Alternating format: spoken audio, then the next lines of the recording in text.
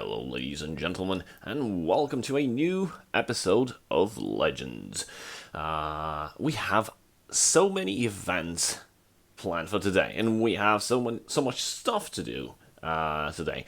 We're gonna have to be quick and not take too much of your time with weird stuff. So we're gonna take these things in a specific order, and we're gonna start with announcing the giveaway winner. One of you guys will be winning a 2-pack bundle code, Moons of Elsweyr packs.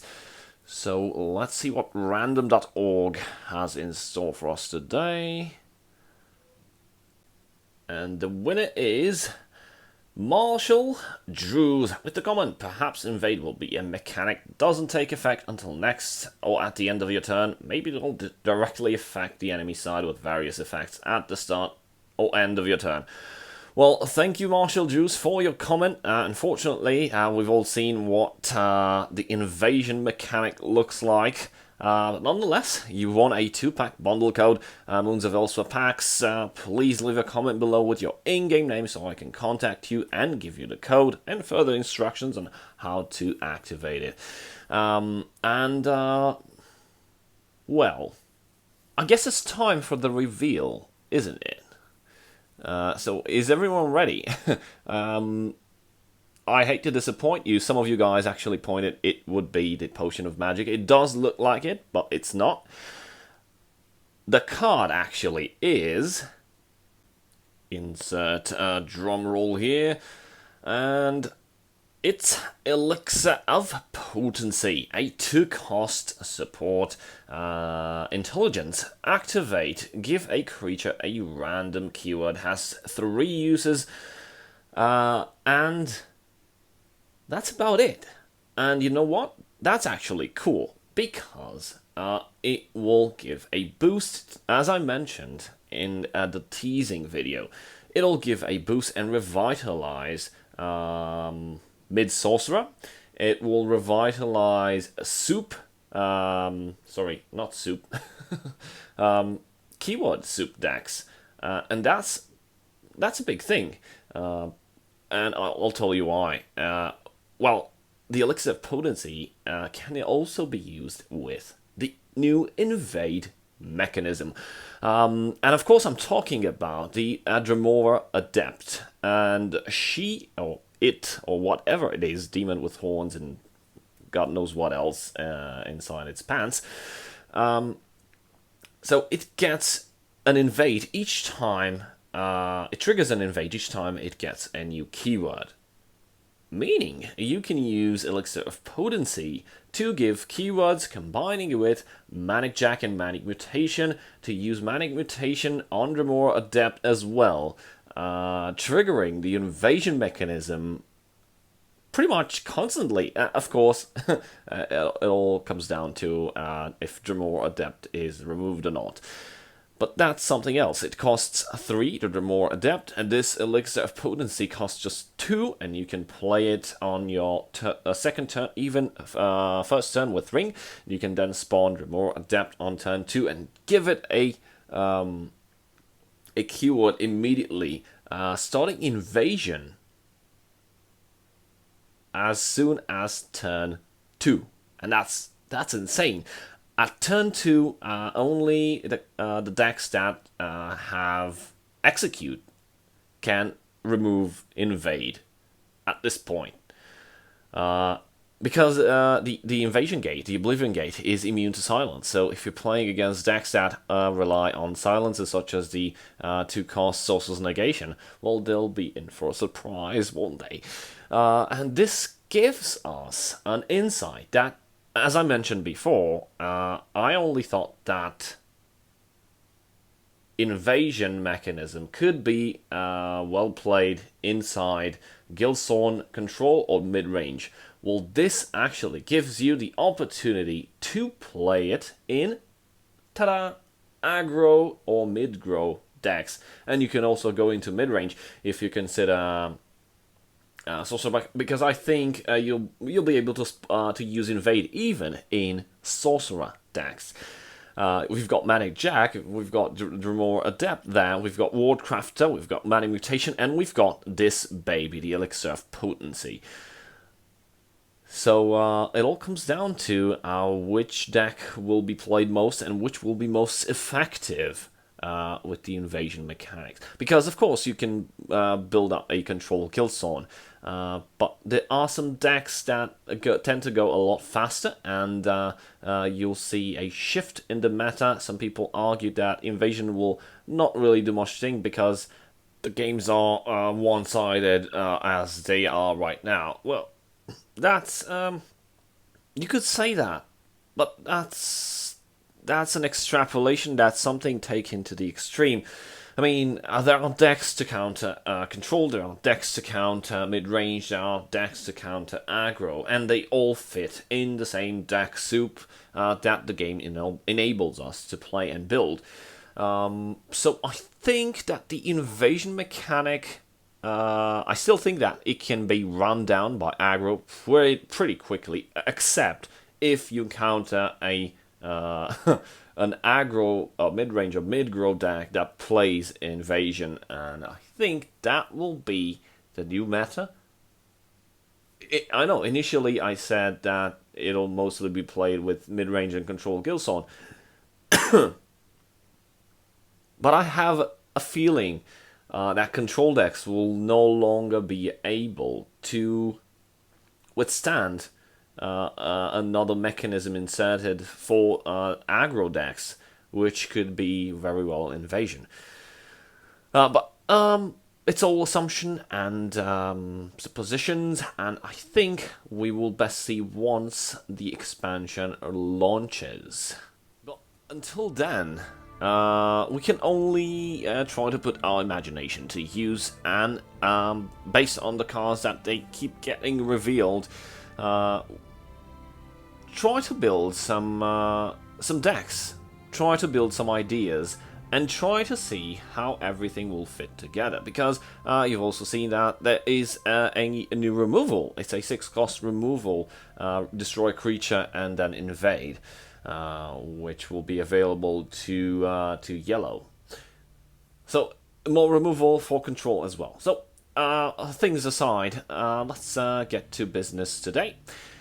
Because we are going to take a look at Nijaro's luxury mid-mage, and this mid-mage seems somewhat inspired from Budget Innovations Midrange, but because it's for the luxury gauntlet, we have some specific cards, and we'll be able to pass right through them in a couple of moments. It's a mid-range and should be played as mid-range, fight for control of the board, and then push for lethal using bulky stuff. We got Broma Profiteer, Elsweyr, Shrieking Harpy, Temple Conjurer, Wardcrafter, Daggerfall Mage, Doomfang Ally, Grey Viper Brigand, Pentasockel Artis Agent, Clarus Illusionist, Dawnbreaker, Hive Defender, Black Dragon, Varanak Valarius, Iron Cast into Time, Monastic Champion, Phalanx Exemplar, Abnathon, Alphic Conjurer, Thadden, Mighty Conjuring, Wilds Incarnate, and Ancano. The curve looks pretty solid, and the build feels very decent in the quality of cards added. We've got 12 cards, 12 cards for 2 and 3 costs. And then it all goes down into a nice spiral, ending with Ancano for 8 Magicka. We've got decent guards, we've got the Phalanx, we've got the Hive Defender, we also have the Alphic Conjurer, and with Elsweyr you can benefit from a lot of things. So that's pretty much about it. Nijaro also said that he already finished his luxury gauntlet runs, and he's top 100. I believe he was number 15 at the time. Probably went down a bit because that's what happens. You finish your runs and then people start catching up to you. So let's take this for some spins into a new run and see how it goes.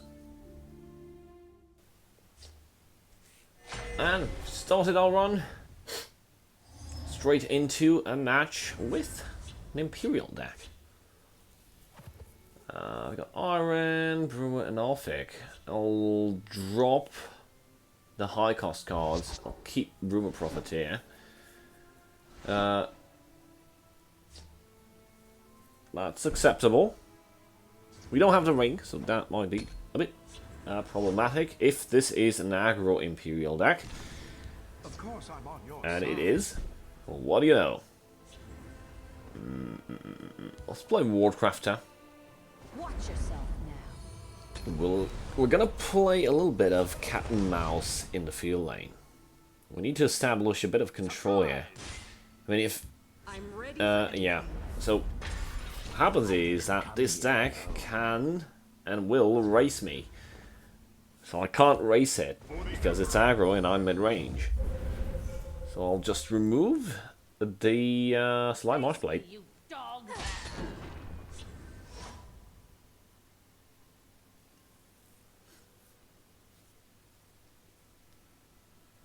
Didn't expect that.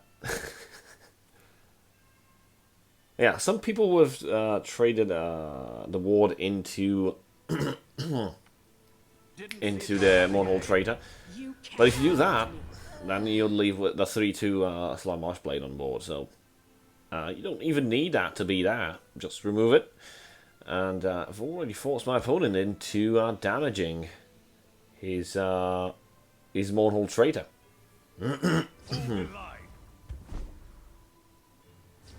East March Crusader drop without Rune Broken. Hive Defender to the rescue. And this will actually help me. Because neither of the 4 damaging creatures combined with the Deepwood Trapper can remove Hive Defender. You can't beat me. That's the Shackle. And if my opponent plays this right, he can just camp there and summon something else that should be able to deal with the Hive Defender and keep that 8 damage alive. Otherwise, that has been done for nothing, sacrificing the Deepwood Trapper just to shackle it. Come, do my bidding. Apprentice Necromancer. Interesting, a very good use of Apprentice Necromancer, and if I'm correct, this aggro Imperial deck is using the Apprentice Necromancer. There's a plan. There's always Is Empire Oathman's aggro Imperial deck. The most recent incarnation of it.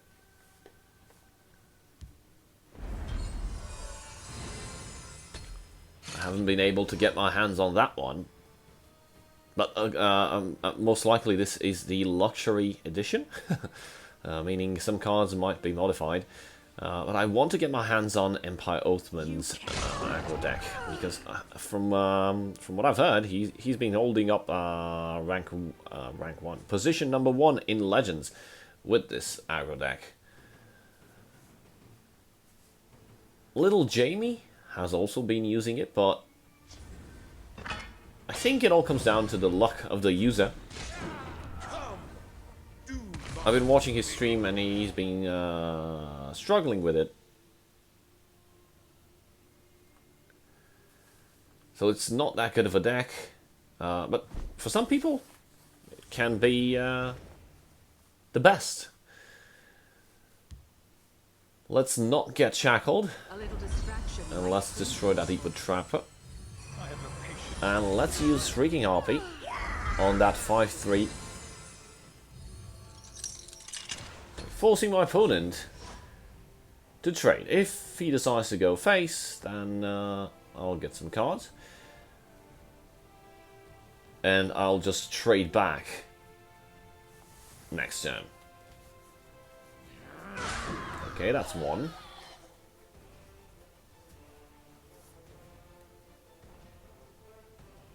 If my opponent does not go face, I can use Wilds Incarnate this turn.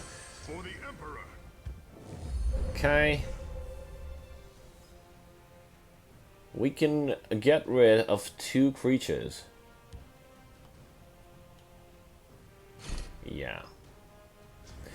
So a Wild Incarnate comes down in the field lane. We get 1 HP from the Boomer Profiteer. And we're going to use our Boomer Profiteer to trade into that Penitus. We've got a Penitus of our own. And we can spawn a Lava Eternach from Mighty Conjuring next turn.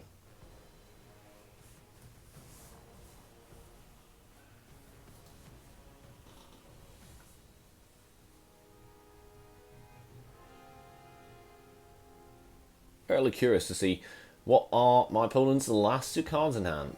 Another Penitus. And a Mournhall Traitor.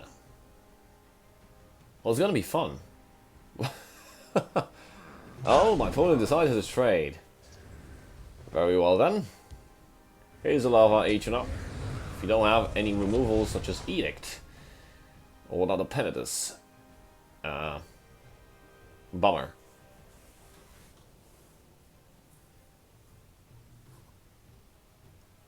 Because that thing will just stand there and guard. So Cloudress Illusionist came into the picture here, but it won't do much. I will destroy that. Did not break a rune because I didn't want to. I'm not gonna drop the other Mighty Conjuring. What I will drop is Phalanx and a Doomfang. So I get the same amount of damage, but split into 2 cards. I'm trying to build board presence. Because a Lava Eternach can only attack once, so my opponent tries to top that out with multiple guards, then multiple creatures with damage spread are better. So let's drop another Lava Eternach right now, and oops, misclick, misfinger click. I wanted to drop the Doomfang in the field lane, but for some reason I picked up the Penitus.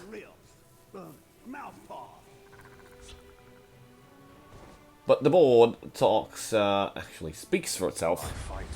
Yeah, it was a good game, and I managed to come back from that initial aggro rounds and turn the course of the match and get a win. Okay, match number 2, fighting against a monk. Let's hope it's not move monk, because that could be dangerous. And 24 cost. I could drop the Cloud Rest, but actually I have the ring, so I can use Cloud Rest to trade. Although this leaves me a bit open for turns 1, and never mind. I can drop Rumor Profiteer right away. I think I'll bust my ring in the first 3 rounds. Cog Collector. I have no patience for fools. I will drop Grave Viper Brigand.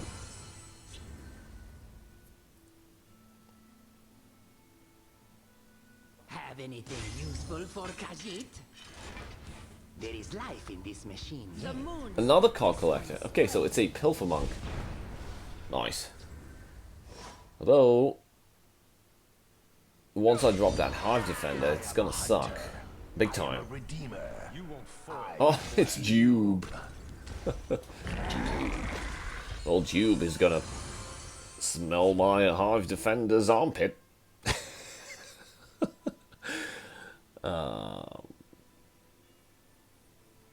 Well, that's what you do, right? You try to perform a headlock. Oh, how I say, Joe. You have been warned. You try to perform.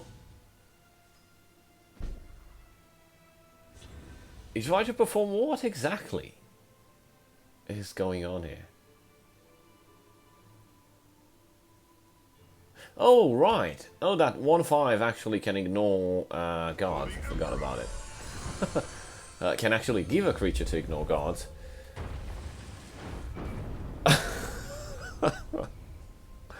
And that was fast. Okay, so that was match number 2. Well, thank you guys for watching.